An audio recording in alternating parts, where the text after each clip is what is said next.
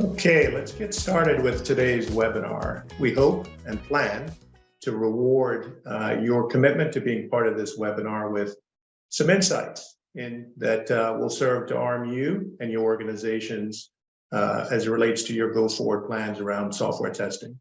Today's webinar will be featuring Device Farms Reimagined. So as the title suggests, we're going to not only talk a little bit about today's device farms and the opportunities that exist for customers and clients and enterprises to leverage device farms, but also thinking more broadly about future strategies and future testing infrastructures to support the ongoing and evolving needs of enterprises to test their mobile and web applications. Okay, with that said, I'm going to do some introductions of our panelists today. One housekeeping item before I do that, we are not going to incorporate a live Q&A as part of today's webinar. So with that said, I do encourage participants to use the chat functionality through this webinar to pose questions to any of us. Our commitment to you is that we are going to respond to those questions offline of the webinar today. So that's a commitment all the speakers are going to make today. Please post your questions. We will come back to you with our responses and perspectives. So let's start with some introductions. I'll kick things off. My name is Emeka Obiamu. I am the Vice President of Alliances at Testlio. And in that capacity, I'm responsible for the community of third-party companies that we work with and partner with and integrate with to support our clients' needs. So it's all about integrations and relationships in market to support unlocking maximum value for our clients with Testlio's testing services. So next, let me kick things over to Dan Gannon. Dan, if you would, an introduction of yourself and what you do for eToro.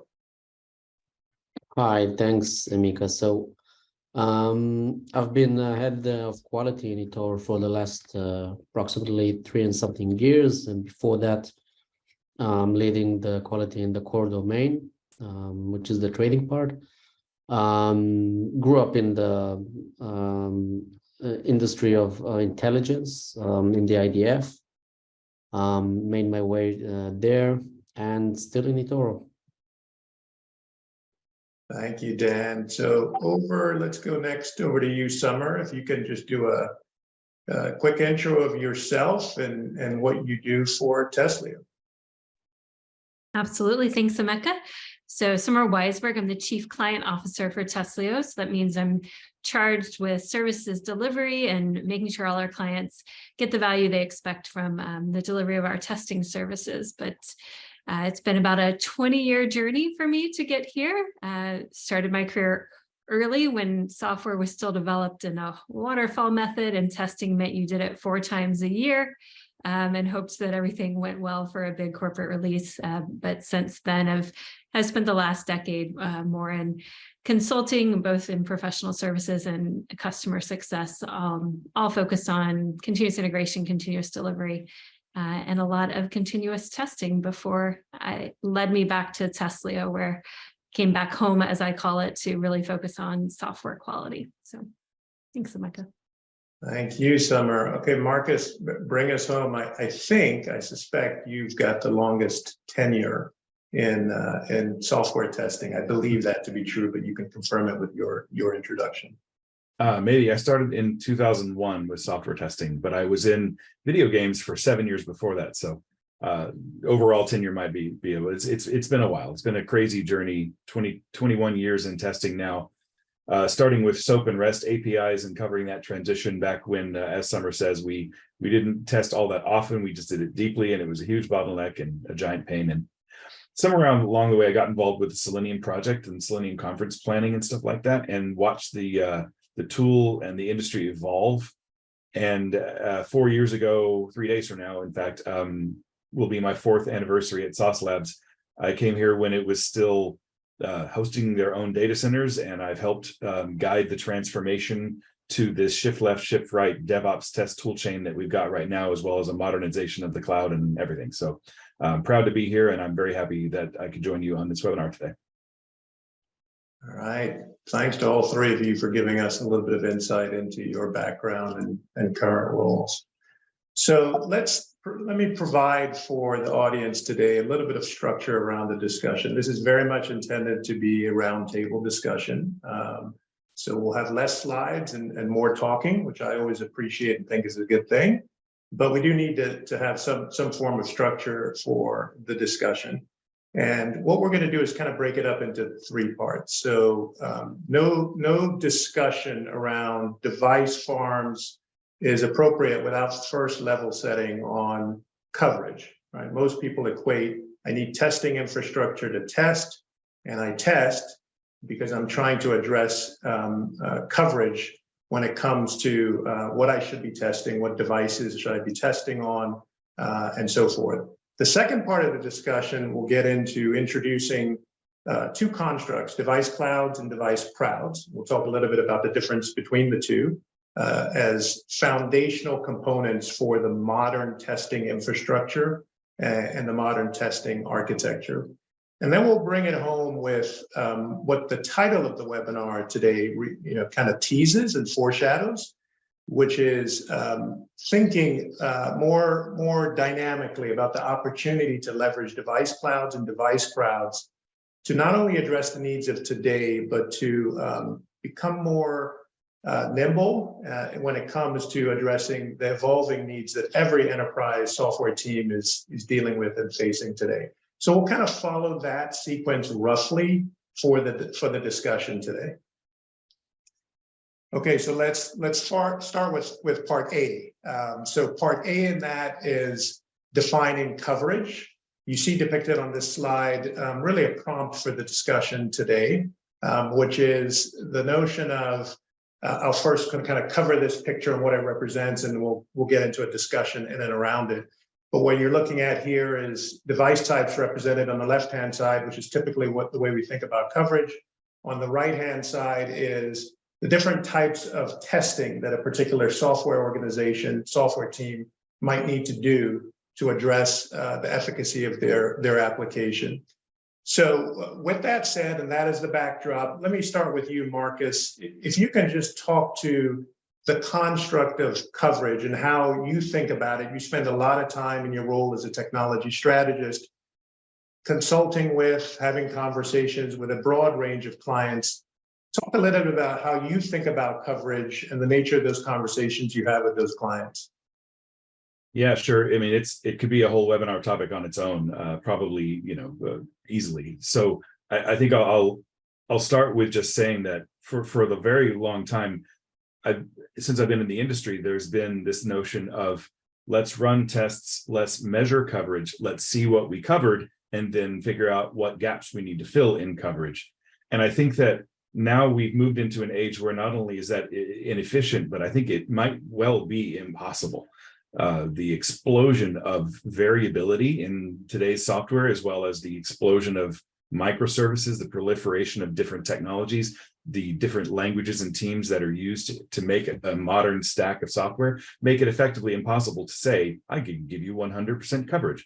So what I always encourage people to do is to look at risk and risk mitigation instead and quantify that before you go into the testing motion so that you can say with confidence, I'm about to cover all of the major important risks that matter to us. Now, confining that to our discussion about device clouds, device crowds, what I think is interesting is this notion that we've always thought if I have 3 of the latest iPhones, 3 of the latest Androids, and I'm going to test a couple of functional flows, that should cover almost anything. You sort of have this many-to-many relationship between the kinds of testers you have and the kinds of devices that they use. But many-to-many still implies like a, what's the word I'm thinking of? A declarative, a quantifiable way of saying, we're going to give you coverage. And the fact is, it's actually kind of almost infinite. So what you need is any-to-any coverage, any kind of tester to be able to use any kind of device at any kind of level of testing in order to make sure that you are covering the risks you need to cover to guarantee that you can have confidence in your next release. Does that make sense? It does. I like the any-to-any terminology because it sort of acknowledges the degree of complexity and what you're actually trying to solve for. And organizations are always going to be a situation where you might have to make some trade-offs, but you need to acknowledge that you're dealing with a pretty complex matrix of any-to-any. And any-to-any, by the way, is any device / configuration of that device matched with any type of testing that you may need to do down the road as it relates to confirming that your application is operating the ways you expect it to operate to deliver an exceptional end user experience. So thanks for that, Marcus. Dan, let's come to you next. You're looking through the lens of an organization, a QA team that you run at eToro. How do you think about coverage? And if there's anything that's unique to eToro, feel free to sprinkle that in. But at a high level, how do you think about coverage? So yeah, I mean, I completely agree with what Marcus said. The world of possibilities today is, I mean, it's huge. We have eToro is basically leading company in the financial industry, and once we're thinking about coverage, we certainly thinking about risk management. I mean, all kind of users from all kind of we are a fully regulated company. We have a lot of users, a lot of type of users, a lot of type of regulations.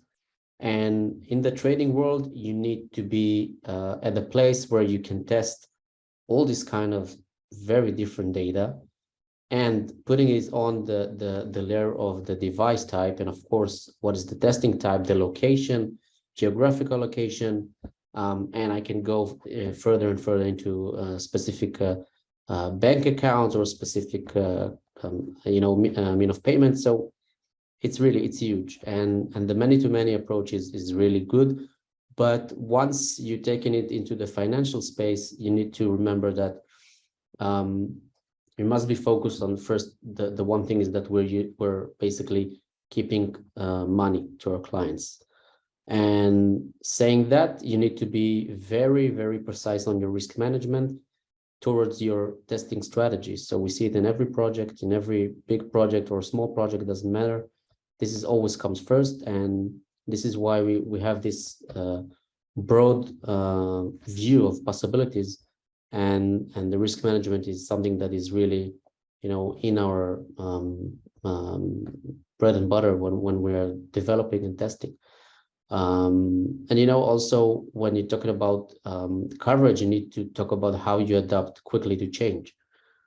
So agility is certainly something that we are respecting, and we always want to be very flexible in what we do. And for example, eToro acquired former Gatsby company. We call it the Options app today. So you have a new line of business, pretty much new set of users, new business flows, and now you need to adapt with the current tools, with the current strategy. If you have the ability to be flexible enough, you'll be able to test any kind of change almost, and that's basically something that it's really important when you're talking about the coverage. So this is another element, the flexibility and the agility.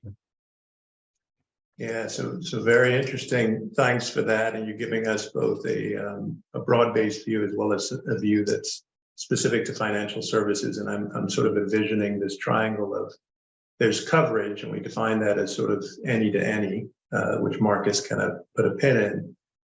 But you've also got to think about coverage through the second leg of that triangle, which is risk management, right? And the third leg you introduced, Dan, is agility. So it's about that coverage matrix. How does what you're doing in terms of the coverage you have play into a risk mitigation strategy? And then when you look at that coverage, you also have to ask the question, how much agility do I have? Because I can't predict the future. I can't predict always what markets I'm going to play in, what geographies we're going to expand into, what acquisitions. You mentioned the Gatsby acquisition for eToro. That has an implication of how you think about the legs of that stool, both coverage and risk management. So thanks for that. Summer, let's go to you next. You're going to offer obviously a different perspective based on Testlio and how we interact with our clients and how we see coverage what are you seeing and hearing out there from customers and enterprises alike? Yeah, first, I agree with everything that Marcus and Dan said. That's really how, our clients look at quality and evaluate it. But right now, especially in the global conditions, I'd offer another, leg to your stool or your triangle, Emeka, is the cost associated with that, right? And so all of these decisions from risk, to coverage, you have to factor in how much cost, how much can I spend on these things, and where does that balancing point come in? And it's especially important for people right now, right? We've seen the news, we know there's layoffs happening, we know people are cost constrained, they're probably constrained on resources with people to perform the testing or automation to, create the scripts that they need. So that's the other factor for clients. And so we really work with them on the things Dan and Marcus described on, okay, what is the most important piece of your coverage? What are your analytics telling you about which devices are used the most? What are the key flows that your clients leave you for if they fail, right? We are very fickle as consumers right now. If I am trying to make a payment, when I'm buying something and it errors out, I don't try more than once. I go to another vendor and I just buy it there. So those are the ideas that we discuss and we really look at with folks, especially during QBRs, and when we offer them metrics of where the coverage lies today for their application and where they should look at it in the future and really invest in more from their quality perspective. Thank you. Summer introduced yet another important dimension of cost. And it truly is an optimization challenge for enterprises out there. And it's about making the right trade-offs and such a time-relevant consideration, as you said. Companies are being forced to do more with less, which means as you think about risk, as you think about coverage, you have to sort of make the right trade-offs and bring the right resources to bear to not necessarily be perfect, but feel like most of the time you're making the right trade-offs if trade-offs are indeed forced, which they often are. We live in a world where that's just a reality. Okay, so great context setting foundationally for the challenge that is multi-layered, for the implications on your testing infrastructure strategy. What are we going to bring to bear to mitigate that risk, to address the coverage challenges, bringing it together in a way where we maintain some level of agility, because we need to be able to turn left and turn right when the market dictates or the business dictates that we need to do that. So let's talk about two core parts of testing infrastructure componentry today. So real device clouds and real device clouds, and we'll kind of first talk about what each of them represent, just to make sure that the attendees to the webinar today understand what each represent. Marcus, let's kind of start with you. If you could quickly just do this is certainly a core competency and capability of Sauce Labs. So make no assumptions about what the audience might know about the capability set. Just give a quick primer on real device clouds, what they represent to the market. Yeah, sure. I think it's important to say that there's multiple kinds of devices. There's emulator, simulator, as well as real devices. And then there's devices that are shared between customers and devices that are dedicated to customers. And to talk more about that, I guess what I bring you to is, what do people do in the absence of a vendor or of a cloud provider? There's a good chance that at a fairly sophisticated operation, if you don't have a cloud provider, somewhere there is a box or a rack that has devices on it. There's 15 iPhones, some of them are plugged in, some of them are not plugged in. You go and you grab one if you need an iPhone 12, but it turns out that someone else borrowed the 12 and you got to take the 11. The 11 is getting a little bit long in the tooth now, but you can still test it. So what you go grab the device, you plug it in because someone else didn't plug it in, the battery's completely dead, and then you figure out that the operating system is 2 versions old. The thing is dusty, it's got fingerprints all over it. So first you have to clean it up, dust it off, make sure it's charged, make sure that the operating system is up to date. And there is an hour and a half that's gone by before you even get a chance to load your app onto it and test it.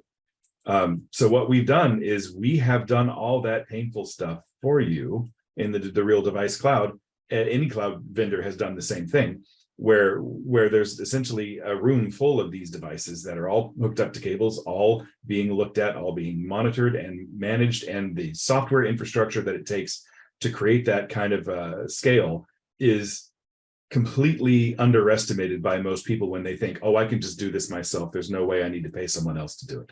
What happens is you end up spending hours and hours and hours, and we've got some calculations on this. And it turns out it's like 3 or 4 times the amount of effort that you estimate it will be.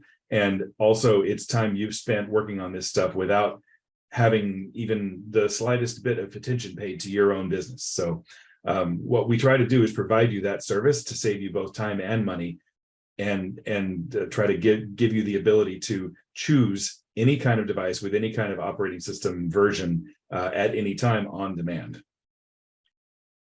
Excellent. Thanks for that. The parallels there to the whole cloud movement in general. If you take a step back and say, what you just described is a set of logical thinking.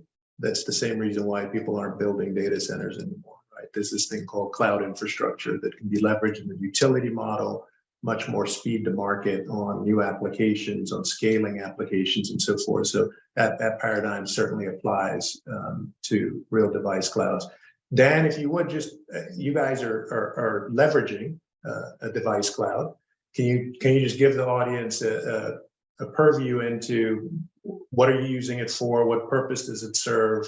What value is it bringing to eToro? So yeah, we're using a real device cloud, basically a private device cloud. Well, to be honest, it's one of the perfect things we've been needing for a lot of time now. So first of all, automation is part of what we do on continuously effort on the CI/CD process. So when shifting from manual testing to automation, you must have a place where first of all, from security perspective, it's trusted and we can run our data there. It's very convenient and very user-friendly. And of course, you can run your scripts whenever you want, part of the CI/CD, part of nightly build, whatever you need. Sauce Labs really is giving us the opportunity to do that in a pretty much easy way. So moving from manual testing, once a while ago, 3 years ago, if I remember correctly, or even 4, our testers used to have everyone have an each device, a physical device, his own device, and it just used to manually test the application. It's great because you get the look and feel, but you cannot run your automated script on it. It's basically not scalable. Right. Once we saw eToro and, we managed to have a lot of success and grow bigger during 2020 and 2021. So we needed to have this scalable solution of a real device cloud. So yeah, basically it gave us all the opportunities to scale our automation testing. And of course, in general, gain quality in less time. Excellent. So it sounds like it's very much a part of your automated shift left movement at eToro. The Sauce Labs infrastructure is being leveraged as an integrated part of your continuous integration process. And that's bringing a lot of value in terms of speed, time to market on scripts, and just being able to do more, right, in general, broader coverage area. Okay, so let's contrast that with real device crowds. So Summer, can you give the audience, just when we say that term, what does that even mean? What is a real device crowd? Yeah, certainly. So take everything Marcus said, and instead of putting it in a room, put it in the hands of humans around the world. And so that's what we mean when we say a real device crowd. And the really interesting thing to me when I first started at Testlio, I was like, oh, I have 2 devices. I've got an iPhone and an iPad. And somebody said, no, go look around your house, Summer, and really think about how many devices you have. And, when I did that, I have 2 different Garmin watches. I have, 5 different OTT devices, for streaming and for different things in different rooms of my house. And so when you really think about what a human has, they have so many devices and they're configured so many different ways based on their needs and their desires, right? What applications they have, how those applications may interact, what OS version, whether or not they routinely make updates. And so that's what we mean when we say a device crowd. It's all of those devices in the wild, in the hands of humans. But the interesting thing then is, how do you orchestrate that? How do you get to those devices? If you want to test on my iPhone, how do you do that? And that's really what we do at Testlio with our network of humans. We know who those humans are. We know what devices they have, and we can access them to, to let them do the testing we need on a particular device in a particular location with a certain, OS version, if that's what we need at that time to support our clients. So it's an interesting addition, I will say, to real device clouds, and provides some optionality if you want humans involved in that. Excellent. So the in the wild, hands-on keyboard access to devices, which offers yet another dimension of being able to not just access more devices and device types, but through a different usage scenario or set of usage scenarios. So Dan, let's talk a little bit about how eToro is using a real device crowd and what parts of your SDLC are being impacted by that. So, yeah, as I said before, one of the values almost we're really into is the shift left, right? But there are things who always stay right. And saying that, especially when in the B2C sector, where we are delivering our product to an end user. The thing is that testing the look, the feel, and human eyes, on my ability to test it with a human eyes and to do it in parallel to my development, making the development cycle shorter and controlling whatever I need in order to test. I mean, as Summer said, operating system, any kind of device, any kind of geographical location, you name it. And, this community that is almost as eToro testers, but it's larger. It has more ability to test real scenarios, real life scenarios. This is something that it used to be a game changer, part of our strategy. And as I said before, in the financial industry and business to consumer industry, so we always have a massive amount of any kind of all types of users, right? And you cannot simulate all of it in your testing environment. You just can't, because you don't have this. Instead of trying to simulate it and fighting this issue, you just go around it, and you have this crowd testers who can do whatever you need. And this is something like, as I said, a real game changer in our testing strategy. So basically, this is how we utilize crowd testing. It's part of every major project here, every major release that we are doing.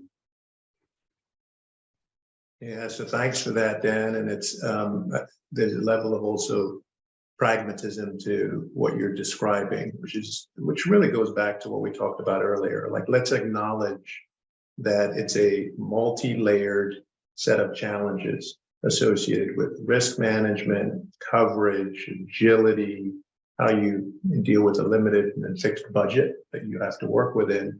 And when you acknowledge that, you sort of say, okay, there's these different capability sets that I can take advantage of. And eToro has integrated into its process Sauce Labs and a device cloud for addressing the continuous integration, shift left. How do I do more and move more of the testing workload as appropriate to the left for faster time to market? And at the same time, there's a pragmatism to what you're saying, which is part of that risk mitigation equation is you also have to think about what's that real world experience look like. That might be geographic, location specific.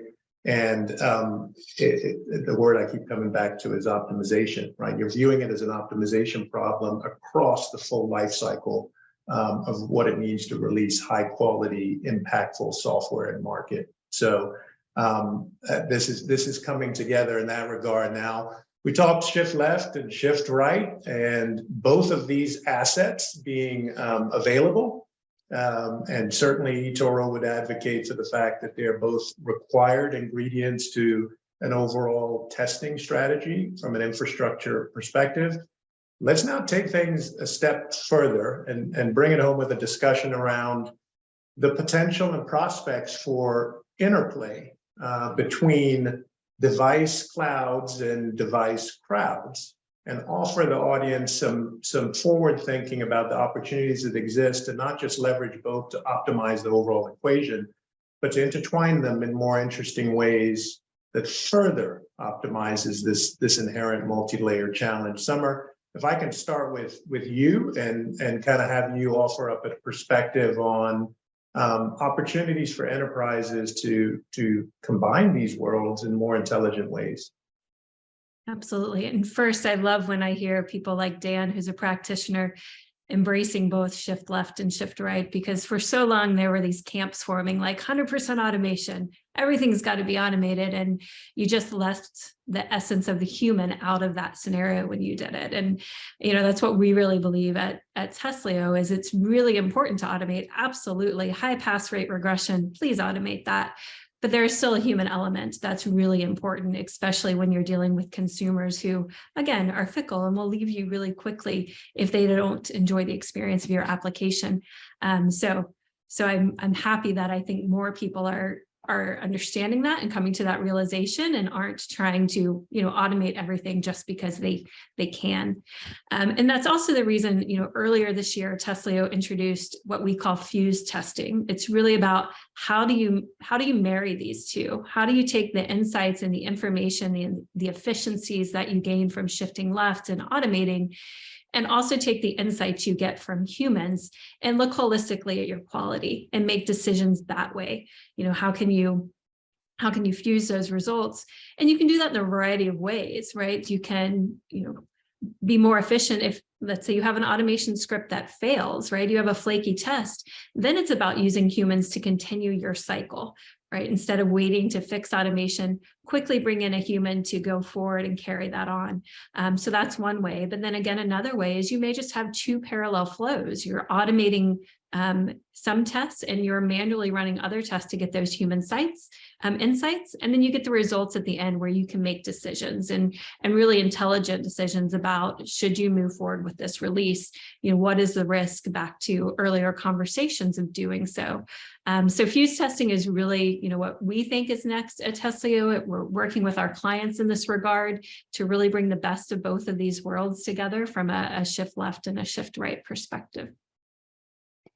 Thank you, Summer. So, Marcus, let me come to you next. Again, in intros, you talked a little bit about your journey. You've been in the industry for a while, 20 plus years. Give your perspective on what's the magnitude of the opportunity here. We've talked about these two workloads and what they present and why each are unique. And Dan talked about why eToro needs both of them. But now talk about and offer examples if you have them, but just the interplay between the two. What are your thoughts on the magnitude of the opportunity there?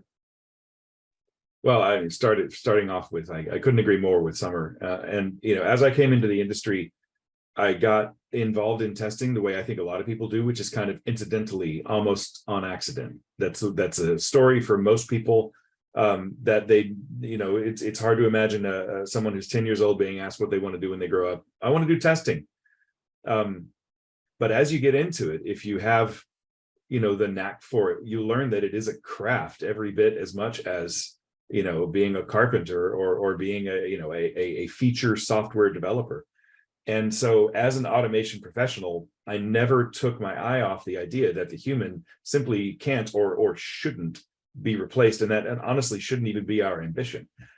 Similarly to how I'm deeply involved in the Selenium community, I similarly don't believe that all testing should be at the UI level. I think there should be API testing. And I feel like that it's important to have leaders in this community like Summer, like myself, like Dan, who believe that the interplay of these things is how you get the right answer. It's not just one or the other, the way I see it done in so many different places. We have a major social media company as a customer that you would think, just hearing the name and seeing the processes and reading their engineering blogs, that 100% automation all the time, but it's absolutely not true. They told us fairly recently they have a fairly large contingent of people doing manual testing that is stuff that cannot be done through automation, both because it's experimental and they don't want to automate a feature that may or may not be permanent, but also because they need to guard and protect the user experience, which our studies tell us is as Summer said, people are very impatient. Something doesn't work, they have a good cuss and they throw the thing away and they never come back to it. They will abandon your brand in 10 seconds if your page doesn't load fast enough. A computer can only do so much to protect that user experience. And I think that the blending of these two concepts is paramount. So imagine a scenario where you have a test failure from automation, your automation suite, and that test has failed before, or some tests in that area have failed before. You don't know if you can fully trust the automation not to be flaky. So you can either push a button or, better yet, have the CI/CD system summon a tester from the real world with real human eyes to use a real device, cloud-based or on their desktop, to reproduce that failure and tell you whether or not it's legitimate. And all that's done before you come into work the next day. I think fusing these two concepts together is brilliant and necessary. And the size of the opportunity is, at this point, it feels like we're the only people talking about it. So it's up to us.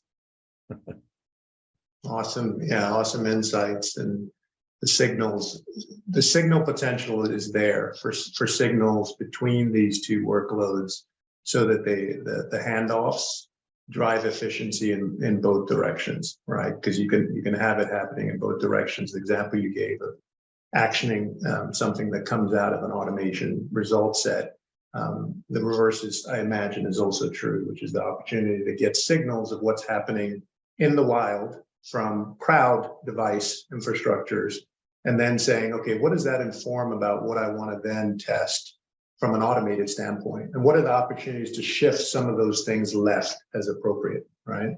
So Dan, bring us home here from eToro's perspective. You've talked about these two components being critical parts of coverage, risk management, agility. Talk about kind of how you see go forward opportunities, plans maybe, for bringing these two worlds together in even more impactful ways than today. So yeah, I mean, I completely agree with what Marcus and Summer said. And by the way, Marcus, I hope we're not the only leaders who's talking about this. I'm sure that every product that wants its users to be respected and feel good about it, they're also thinking about this. And absolutely, the human aspect here is crucial to gain the quality you need. And this is why eToro basically uses both. I mean, we use the device cloud, the automation area, especially because we want to have the CI/CD processes. We want to have, build, code, test continuously, always, and deliver as fast as we can, almost on a daily basis. That's what we do. We deliver on a daily basis. But then you have you need to see how you're going to test the real world scenarios. And basically, when you're saying this, both of these approaches and tools are sitting right on spot in our testing strategy.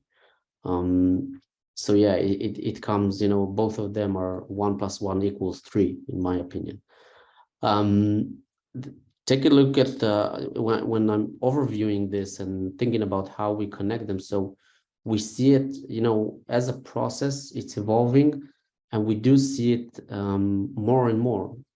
One of the examples we have is, once a test is a fail, or suddenly one of the devices is crashing, it could happen, But when you develop mobile systems, sometimes it's not very clear why it happened. Now you have the ability to go to the crowdsource and try to replicate things, try to see what is the real life scenario. Is it an important real life scenario? Maybe it's not. So having these both ends completely making us, sure on the tests that we're doing and how we deliver product in the end. And I'm sure we're going to see more and more of these examples and the signals coming together across testing.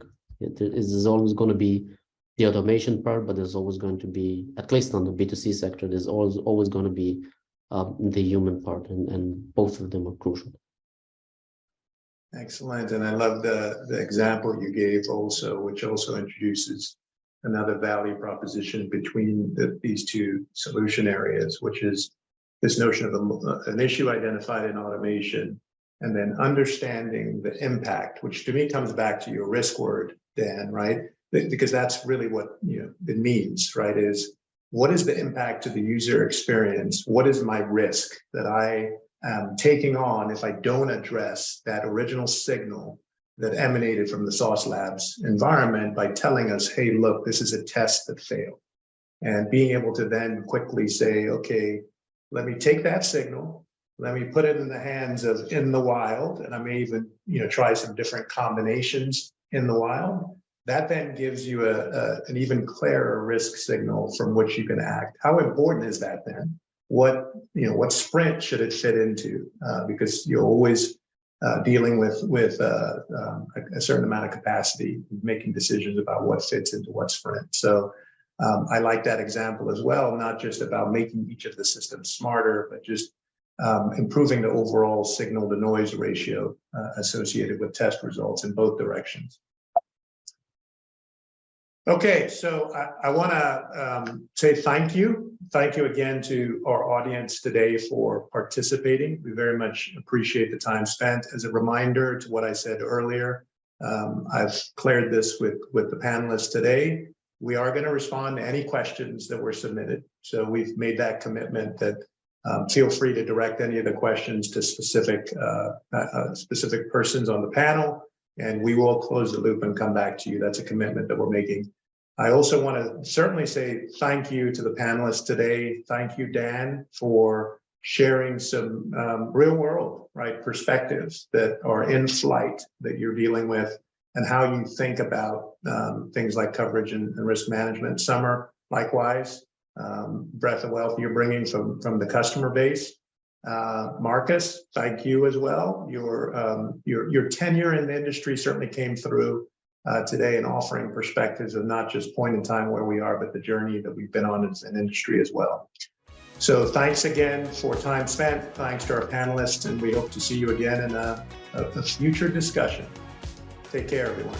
That would be great. Thank you. Thanks a lot. Thanks for having me.